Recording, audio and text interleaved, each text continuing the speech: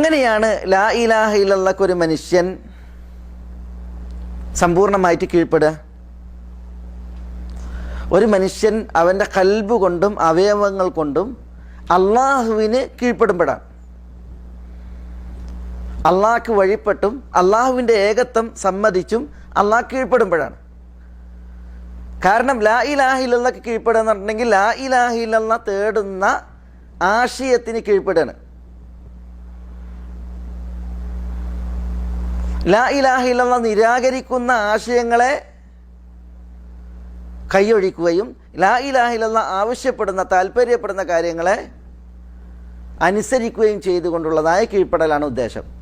അല്ലാതെ ഒരാൾ ലാ ഇലാഹ ഇല്ലല്ലാഹ് എന്നതിന് സല്യൂട്ട് അടിക്കലല്ല ലാ ഇലാഹ ഇല്ലല്ലാഹ്ക്ക് കീഴ്പ്പെടൽ.